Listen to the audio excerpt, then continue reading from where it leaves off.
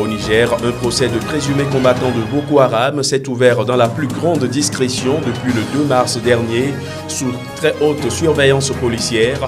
Au total, 1300 hommes seront jugés. À Madagascar, au moins 5 personnes sont mortes et plus de 12 000 sinistrés après le passage du cyclone Enao, selon un nouveau bilan communiqué par le Bureau national de gestion des catastrophes. Le président vénézuélien Nicolás Maduro est contre le mur promis par Donald Trump à la frontière mexicaine. François Hollande lui appelle à la prudence le cimentier Lafarge qui pourrait contribuer à bâtir le mur.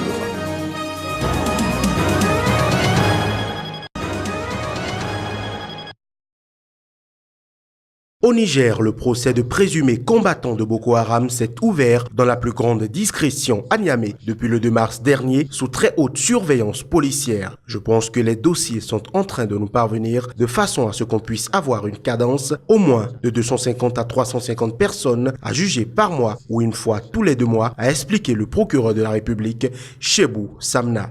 Au total, 1300 hommes seront jugés et les premières condamnations sont déjà connues. Les premières notes qu'on peut relever, c'est que les condamnations pour ceux qui ont été déclarés coupables varient de 9 ans à 4 ans, précise le procureur de la République. Quant aux infractions criminelles commises par les éléments de Boko Haram, elles seront bientôt jugées par la Chambre des jugements de la Cour d'appel de Niamey. Ces procès permettent aux autorités judiciaires du Niger de désengorger les prisons de haute sécurité du pays. Pour Moussa Tchangari, secrétaire général de l'association Alternative Espace Citoyen, il était temps de commencer ces audiences alors que beaucoup de présumés coupables croupissaient en prison depuis des mois sans jugement. Il dit espérer que ces procès se déroulent dans des conditions qu'on aurait souhaitées en termes de transparence, de défense.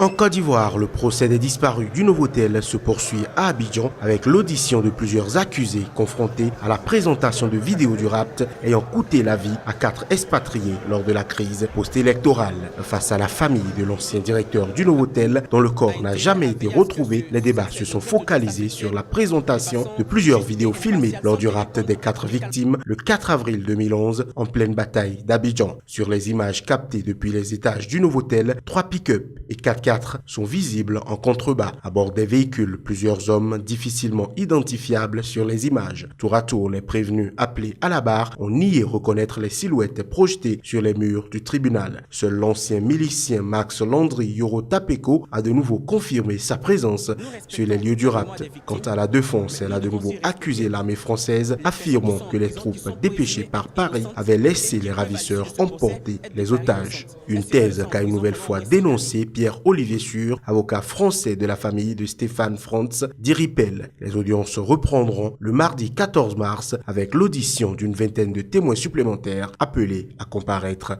par la Cour.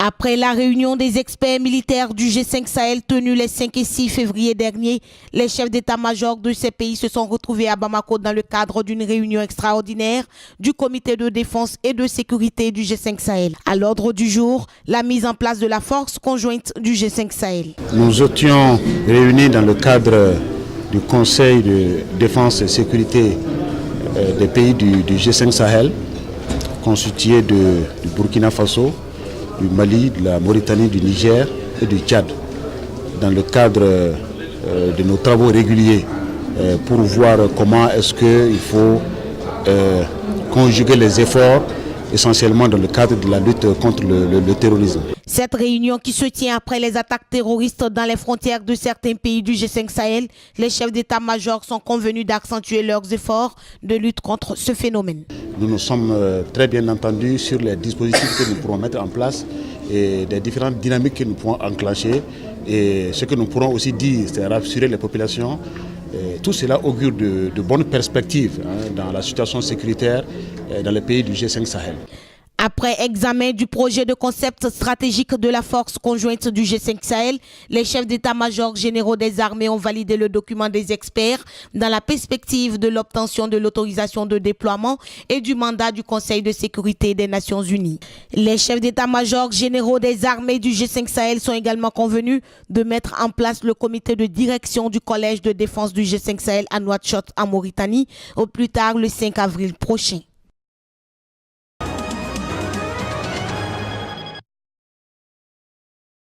C'est ici, au Centre de santé et de prévoyance sociale de Dasasko, que le ministre de la Santé lance la campagne de vaccination qui prend en compte l'introduction du vaccin MENAFRIC VAC.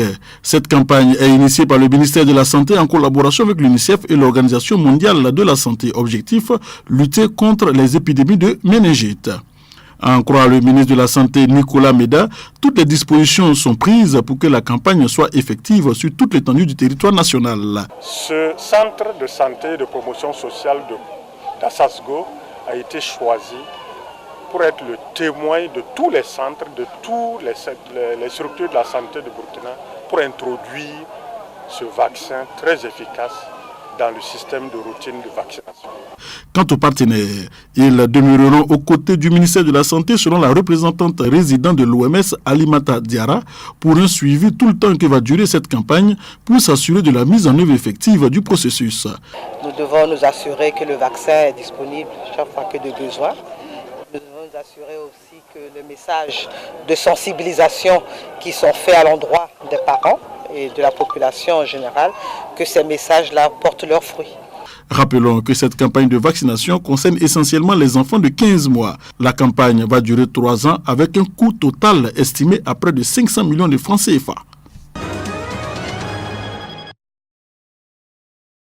Après le passage du cyclone Enavo, au moins 5 personnes sont mortes et plus de 12 000 sinistrés à Madagascar, selon un nouveau bilan communiqué dans la nuit de mercredi à jeudi par le Bureau national de gestion des catastrophes. Il y fait également état de 7 blessés et 10 288 déplacés, notamment à Antananarivo, où des évacuations ont eu lieu dès ce mercredi en raison des pluies diluviennes tombées sur la ville.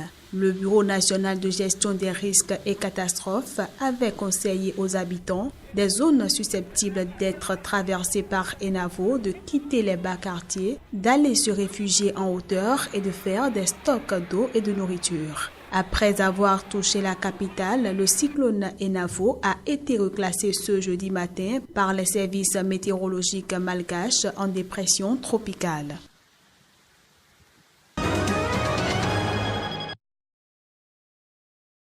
Le président Nicolas Maduro a affirmé que le Venezuela était contre le mur anti-clandestin promis par Donald Trump à la frontière mexicaine. Selon le chef de l'État vénézuélien, ce projet n'était pas seulement un affront au Mexique, mais à l'Amérique latine et aux Caraïbes. Mr. Trump, open your ear. Monsieur Trump, ouvrez bien les oreilles, ne vous faites pas prendre. Je vous le dis en anglais, comme ça personne n'aura besoin de traduire. God to you, Mr. Trump. Estamos en contra de la construction de ce mur. Nous sommes contre la construction de ce mur à la frontière du Mexique. Ce n'est pas seulement un affront au Mexique, mais à l'Amérique latine et aux Caraïbes et à l'ensemble de notre peuple. Le président français François Hollande a de son côté appelé jeudi à la prudence le cimentier franco-suisse Lafarge-Holcim qui se dit prêt à vendre son ciment pour contribuer à bâtir le mur anti-clandestin promis par Donald Trump. Sur Lafarge, je pense qu'il y a des marchés sur lesquels il faut être prudent avant de déclarer sa candidature là aussi. Ce projet à la frontière entre les États-Unis et le Mexique, évalué à plusieurs dizaines de milliards de dollars, est au centre d'une crise diplomatique entre Mexico et Washington et suscite des critiques à travers le monde.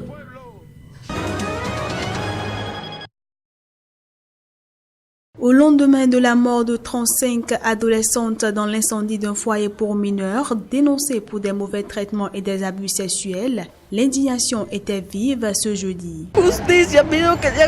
Justice, je veux que justice soit faite. Qu'ils envoient en prison ces ingrats parce que ce sont eux qui l'ont tué. Ils l'ont laissé à l'intérieur avec la fumée et elle a brûlé. Dans un bref message télévisé, le président du Guatemala, Jimmy Morales, qui a décrété 3 jours de deuil national, a annoncé que les survivants de l'incendie ont été déplacés et qu'il a ordonné le limogeage du directeur du foyer situé à San José Pinula, à 10 km à l'est de Guatemala. Les enfants de Virgen de la Asunción ont été déplacés. Ils ne retourneront pas chez eux pour le moment puisque les experts ont dit que ça déstabiliserait leur établissement émotionnel et psychologique. Le centre cessera donc d'opérer temporairement.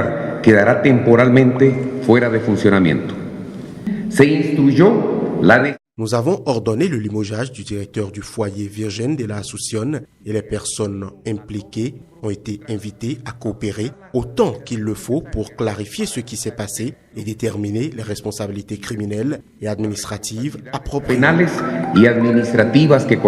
L'incendie aurait été provoqué par les pensionnaires du foyer au cours d'un mouvement de protestation contre les mauvais traitements et des abus sexuels.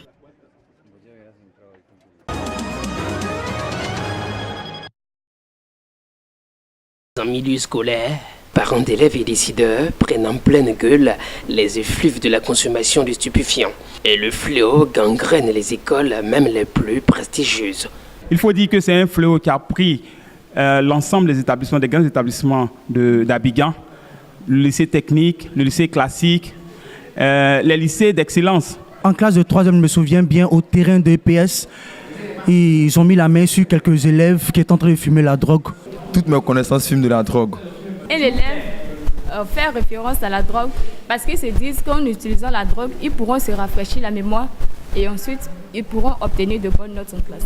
La jeune chambre internationale investit dans la jeunesse et participe donc à la formation des cadres de demain. Une ambition qui est traduite en actes à travers des journées de sensibilisation. À travers une rencontre qui a mobilisé plusieurs collégiens et lycéens d'Abidjan, l'OLM Abidjan Prestige entend permettre à ces derniers de connaître théoriquement la drogue et surtout ses conséquences afin de mieux s'engager dans les actions de lutte contre le phénomène en milieu scolaire. L'éducation nationale elle-même a sorti des statistiques en 2013 avec la branche, la DEMOS, Direction des mutualités des œuvres scolaires et sociales, qui a publié en 2013, je le disais tantôt, des statistiques qui montrent que plus de la moitié des élèves et étudiants en Côte d'Ivoire avouent avoir déjà touché à la drogue. Selon certains responsables d'établissements secondaires, la consommation de cette substance par les jeunes est une réalité incontestable. Dans les établissements scolaires, la dernière trouvaille des élèves pour écouler ou s'acheter la drogue